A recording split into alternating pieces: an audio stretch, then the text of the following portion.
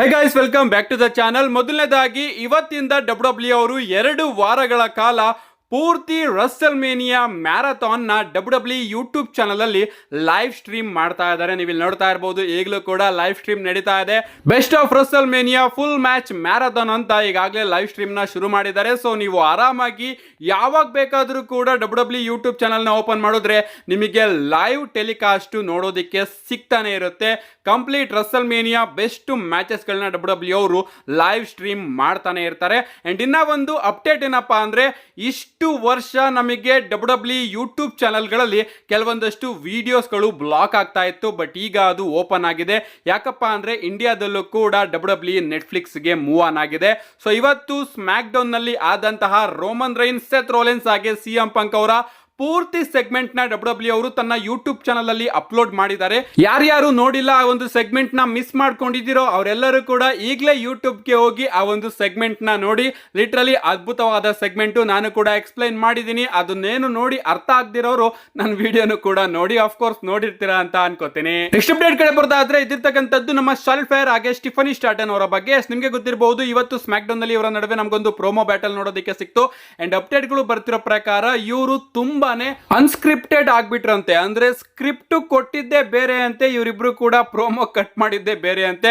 Literally ತೀರಾ personal ಆಗಿ ಹೋಗ್ಬಿಡ್ತಾರೆ. ಲುಡ್ವಿಗ್ ಕೈಸರ್ ಅವರ ನೇಮ್ ನು ಕೂಡ ಇವರು ತಗೊಂಡ್ಬಿಡ್ತಾರೆ. ಸೊ ಸಿಕ್ಕಾಪಟ್ಟೆ ಆಫ್ ಸ್ಕ್ರಿಪ್ಟ್ ಹೋದ್ರು ಅಂತ ಅಪ್ಡೇಟ್ ಗಳು ಬರ್ತಾ ಇದೆ. ಅಂಡ್ ಪ್ರೋಮೋನು ಕೂಡ ಜನಗಳು ಅಷ್ಟೊಂದೇನು ಇಂಟ್ರೆಸ್ಟಿಂಗ್ ಆಗಿರ್ಲಿಲ್ಲ ಅಂತ ಇದ್ದಾರೆ. ಅಂಡ್ ಒಂದು ನ್ಯಾಚುರಲ್ ಪ್ರೋಮೋ ಫೀಲಿಂಗ್ ಏನಿತ್ತು, ಆ ಒಂದು ಫೀಲಿಂಗು ಈ ಪ್ರೋಮೋದಲ್ಲಿ ಮಿಸ್ ಆಗಿತ್ತು ಅನ್ನೋದು ಸ್ವಲ್ಪ ಜನರ ಅಭಿಪ್ರಾಯ.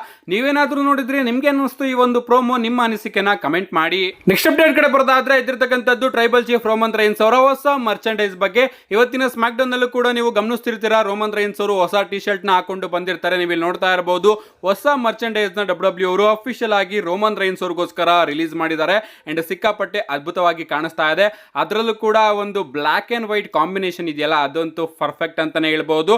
ಬರೀ ರೋಮನ್ ರೈನ್ಸ್ ಅವ್ರದ್ದು ಮಾತ್ರ ಅಲ್ಲ ಗೈಸ್, ನಮ್ಮ ಸ್ಟಾಂಗ್ ಕೋಲ್ಡ್ ಸ್ಟೀವ್ ಆಸ್ಟನ್ ಅವರ ಮರ್ಚೆಂಡೈಸ್ ಕೂಡ ಲಾಂಚ್ ಮಾಡಿದ್ದಾರೆ. ನೀವು ಇಲ್ಲಿ ನೋಡ್ತಾ ಇರಬಹುದು, ಆಸ್ಟಿನ್ 360 ಹಾಗೆ ಬ್ಲಡ್ ಸ್ಟೋನ್ ಅನ್ನೋ ಒಂದು ಚಿತ್ರ ಇದೆ. ಅಂಡ್ ಅದ್ಭುತವಾಗಿ ಇದು ಕೂಡ ಕಾಣಿಸ್ತಾ ಇದೆ. ಅಂಡ್ ಈ ಎರಡು ಮರ್ಚೆಂಡೈಸ್ ಕೂಡ ನಿಜವಾಗ್ಲೂ ಟಾಪ್ ಅಲ್ಲಿ ಸೇಲ್ ಆಗುತ್ತೆ.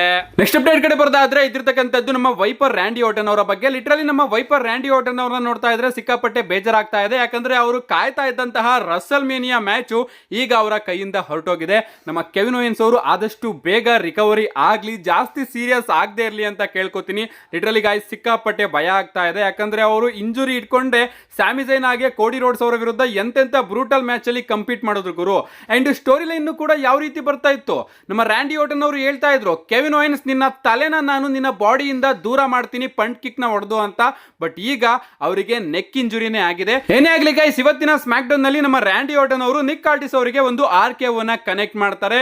ಅಂಡ್ ನಾವು ಸ್ಟೋರಿನ ಗಮನಿಸಿದ್ರೆ, ನಮ್ಮ ರ್ಯಾಂಡಿ ಆರ್ಟನ್ ಅವರು ಸರ್ವೈವರ್ ಸೀರೀಸ್ ಅಲ್ಲಿ ರಿಟರ್ನ್ ಆಗ್ಬಿಟ್ಟು ಮಂಡೇ ನೈಟ್ ಹಾಗೆ ಸ್ಮ್ಯಾಕ್ ಡೌನ್ ಕಾಂಟ್ರಾಕ್ಟ್ ನ ಸೈನ್ ಹಾಕೋ ಟೈಮಲ್ಲಿ ಆಗ್ಲೂ ಕೂಡ ನಮ್ಮ ರ್ಯಾಂಡಿ ಆರ್ಟನ್ ಅವರು ನಿಕ್ ಆರ್ಟಿಸ್ ಅವರಿಗೆ ಒಂದು RKO ನ ಹಾಕಿರ್ತಾರೆ. ಅಂಡ್ ಆಗ ನಮ್ಮ ನಿಕ್ ಆರ್ಟಿಸ್ ಅವರು ರ್ಯಾಂಡಿ ಆರ್ಟನ್ ಅವರಿಗೆ ಫೈನ್ ಕೂಡ ಮಾಡಿರ್ತಾರೆ. ನೀನು ನನ್ನ ಮೇಲೆ ಅಟ್ಯಾಕ್ ಮಾಡಿದೆ ಅಲ್ವಾ, ಅದಕ್ಕೋಸ್ಕರ ನೀನು $50,000 ಫೈನ್ ಆಗಿ ಕೊಡಬೇಕು ಅಂತ. ಬಟ್ ನಮ್ಮ ರ್ಯಾಂಡಿ ಆರ್ಟನ್ ಅವರು $50,000 ಬದಲು $1,00,000 ಕೊಟ್ಟಿರ್ತಾರೆ.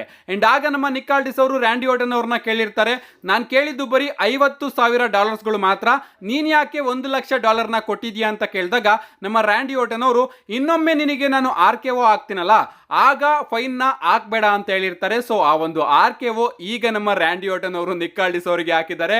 ಸೊ ಆಗ ಕೊಟ್ಟಿದ್ದಂತಹ ಎಕ್ಸ್ಟ್ರಾ ಫೈನ್ ಈಗ ನಮ್ಮ ರ್ಯಾಂಡಿ ಆರ್ಟನ್ ಅವರು ಈ ರೀತಿ ವಸೂಲಿ ಮಾಡಿದ್ದಾರೆ ಅಂತಾನೆ ಹೇಳ್ಬಹುದು. ಸೊ ಇದನ್ನ ಫ್ಯಾನ್ಸ್ ಗಳು ಇಂಟರ್ನೆಟ್ ಅಲ್ಲಿ ಸಿಕ್ಕಾಪಟ್ಟೆ ನೋಟಿಸ್ ಮಾಡಿ ಕಾಮಿಡಿ ಮಾಡ್ತಾ ಇದ್ದಾರೆ. ಏನೇ ಆಗ್ಲಿ ಗೈಸ್, ಈಗ ನಮ್ಮ ರ್ಯಾಂಡಿ ಆರ್ಟನ್ ಅವರಿಗೆ ರಸಲ್ ಮೇನಿಯಾದಲ್ಲಿ ಕತೆ ಏನು, ಮುಂದೇನು ಅನ್ನೋದು ಸಿಕ್ಕಾಪಟ್ಟೆ ಡೌಟ್ ಇದೆ. ನಿಕ್ ಆರ್ಟಿಸ್ ಅವರ ಮೇಲೆನೆ ಮ್ಯಾಚ್ ಕೊಟ್ರೆ ಚೆನ್ನಾಗಿರುತ್ತೆ ಅಂತ ನಾನು ಹೇಳಿದ್ದೀನಿ. ಅಂಡ್ ಫ್ಯಾನ್ಸ್ ಗಳು ಕೂಡ ಅದೇ ರೀತಿ ಮಾತಾಡ್ಕೋತಾ ಇದ್ದಾರೆ ಇಂಟರ್ನೆಟ್ ಅಲ್ಲಿ. ಕಾದ್ ನೋಡೋಣ ಗೈಸ್, ನೆಕ್ಸ್ಟ್ ನಮ್ಮ ರ್ಯಾಂಡಿ ಆರ್ಟನ್ ಅವರು ರಸಲ್ ಮೇನಿಯಾದಲ್ಲಿ ಏನ್ ಮಾಡ್ತಾರೆ ಅಂತ. ಏನಾದ್ರೂ ಮಾಡ್ಕೊಳ್ಳಿ, ಒಂದಂತೂ ಕನ್ಫರ್ಮ್, ರ್ಯಾಂಡಿ ಆರ್ಟನ್ ಅವರು ರಸಲ್ ಮೇನಿಯಾದಲ್ಲಂತೂ ಇದ್ದೇ ಇರ್ತಾರೆ. ನೆಕ್ಸ್ಟ್ ಅಂಡ್ ಫೈನಲ್ ಅಪ್ಡೇಟ್ ಕಡೆ ಬರೋದಾದ್ರೆ, ಇದಿರ್ತಕ್ಕಂಥದ್ದು ರೋಮನ್ ರೈನ್ಸ್, ಸಿಎಂ ಪಂಕ್ ಹಾಗೆ ಪಾಲ್ ಹೆಮನ್ ಅವರ ಬಗ್ಗೆ. ನಿಮ್ಗೆ ಗೊತ್ತಿರಬಹುದು, ನಮ್ಮ ಸಿಎಂ ಪಂಕ್ ಅವರ ಫೇವರ್ ಏನು ಅನ್ನೋದು ಇವತ್ತು ಸ್ಮ್ಯಾಕ್ ಡೌನ್ ನಲ್ಲಿ ನಮಗೆ ಗೊತ್ತಾಗುತ್ತೆ. ನಮ್ಮ ಸಿಎಂ ಪಂಕ್ ಅವರು ರಸಲ್ ಮೇನಿಯಾದಲ್ಲಿ ಪಾಲ್ ಹೆಮನ್ ಅವ್ರನ್ನ ತನ್ನ ಕಾರ್ನರ್ಗೆ ಕರೆದಿದ್ದಾರೆ. ಅಂಡ್ ಅದೇ ನಮ್ಮ CM ಪಂಕ್ ಅವರ ಫೇವರು. ಅಂಡ್ ಫೈನಲಿ ನಮ್ಮ ಪಾಲ್ ಹೆಮನ್ ಅವರು ರೋಮನ್ ರೈನ್ಸ್ ಅವರಿಗೆ ಇಲ್ಲ, ನಾನು CM ಪಂಕ್ ಅವರ ಜೊತೆ ಇರ್ತೀನಿ ರಸಲ್ ಮೇನಿಯಾದಲ್ಲಿ ಅಂತ ಹೇಳಿದ್ದಾರೆ. ಅಂಡ್ ನಮ್ಮ ಪಾಲ್ ಹೆಮನ್ ಅವರ ಕ್ಯಾರೆಕ್ಟರ್ ಈಗ ಯಾವ ರೀತಿ ಇದೆ ಅಂದ್ರೆ, ಕಂಪ್ಲೀಟ್ ಆಗಿ ನಮ್ಮ ಪಾಲ್ ಹೆಮನ್ ಅವರು ರೋಮನ್ ರೈನ್ಸ್ ಅವ್ರನ್ನ ಬಿಟ್ಟು ಕೂಡ ಬಂದಿಲ್ಲ, ಈ ಕಡೆ ಕಂಪ್ಲೀಟ್ ಆಗಿ CM ಪಂಕ್ ಅವರ ಜೊತೆ ಸೇರು ಕೂಡ ಇಲ್ಲ. ಒಂದ್ ಕಡೆ ಅಪ್ಪ ಹಾಗೆ ಇನ್ನೊಂದ್ ಕಡೆ ಅಮ್ಮನ್ನ ಇಟ್ಬಿಟ್ಟು ಮಗುಗೆ ಇಬ್ರಲ್ಲಿ ಯಾರನ್ನಾದ್ರೂ ಒಬ್ರನ್ನ ಚೂಸ್ ಮಾಡು ಅಂತ ಕೇಳ್ತಾರಲ್ಲ, ಆಗ ಮಗು ಪರಿಸ್ಥಿತಿ ಹೇಗಿರುತ್ತೋ ಅದೇ ರೀತಿ ಪರಿಸ್ಥಿತಿ ಈಗ ನಮ್ಮ ಪಾಲ್ ಹೆಮನ್ ಅವ್ರದ್ದು ನಮಗೆ ನೋಡೋದಕ್ಕೆ ಸಿಗ್ತಾ ಇದೆ. ಲಿಟರಲಿ ಈ ಕಡೆ ಕಂಪ್ಲೀಟ್ ಆಗಿ ರೋಮನ್ ರೈನ್ಸ್ ಅವ್ರನ್ನ ಬಿಡೋದಕ್ಕೂ ಕೂಡ ಆಗ್ತಾ ಇಲ್ಲ, ಆ ಕಡೆ CM ಪಂಕ್ ಅವರಿಗೆ ಕೊಟ್ಟಂತಹ ಪ್ರಾಮಿಸ್ ಕೂಡ ಬಿಡೋದಕ್ಕೆ ಆಗ್ತಾ ಇಲ್ಲ. ಪ್ರಾಮಿಸ್ ನ ಅವರು ಪೂರೈಸಲೇಬೇಕು. ಬಟ್ ಇಲ್ಲಿ ರೋಮನ್ ರೈನ್ಸ್ ಅವರು ಪಾಲ್ ಹೆಮನ್ ಅವರಿಗೆ ಮರುಜನ್ಮನ ಕೊಟ್ಟವರು, ಇವ್ರನ್ನ ಹೇಗೆ ದೂರ ಮಾಡೋದು ಅಂತ ನಮ್ಮ ಪಾಲ್ ಹೆಮನ್ ಅವರು ಸಿಕ್ಕಾಪಟ್ಟೆ ಚಿಂತೆ ನಡೆಸ್ತಾ ಇದ್ದಾರೆ. ಅಂಡ್ ಇನ್ನ ರಸಲ್ ಮೇನಿಯಾ ತನಕ ಇದೇ ರೀತಿ ಸ್ಟೋರಿ ಲೈನ್ ನಮಗೆ ನೋಡೋದಕ್ಕೆ ಸಿಗುತ್ತೆ. ಪಾಲ್ ಹೆಮನ್ ಅವರು ರೋಮನ್ ರೈನ್ಸ್ ಅವ್ರ ಜೊತೆ ಇರ್ತಾರೋ ಅಥವಾ CM ಪಂಕ್ ಅವರ ಜೊತೆ ಇರ್ತಾರೋ ಅಂತ. ಏನೇ ಆಗ್ಲಿ ಗೈಸ್, ರಸಲ್ ಮೇನಿಯಾದಲ್ಲಿ ನಾವು ಎಕ್ಸ್ಪೆಕ್ಟ್ ಮಾಡಿದ್ದಕ್ಕಿಂತ ದೊಡ್ಡ ಟ್ವಿಸ್ಟ್ ಕಾದಿರುತ್ತೆ. ಸ್ಮ್ಯಾಕ್ ಡೌನ್ ಮುಗಿದ ಮೇಲೆ ಏನಾಯ್ತು ಅಂತ ನೀವು ಇಲ್ಲಿ ನೋಡ್ತಾ ಇರಬಹುದು.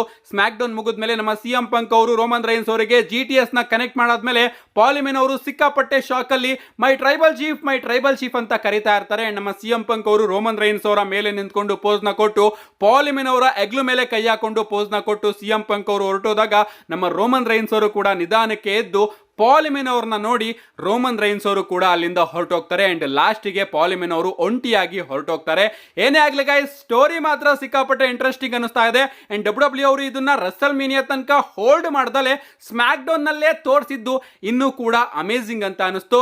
ನಿಮ್ಗೆ ಅನಿಸ್ತಾ ಇದೆ ಈ ಒಂದು ಸ್ಟೋರಿ ನೆಕ್ಸ್ಟ್ ಯಾವ ಲೆವೆಲ್ಗೆ ಹೋಗುತ್ತೆ? ನಿಮ್ಮ ಅನಿಸಿಕೆನ ಕಮೆಂಟ್ ಮಾಡಿ ಅಂತ ಹೇಳ್ತಾ, see you guys in my next video.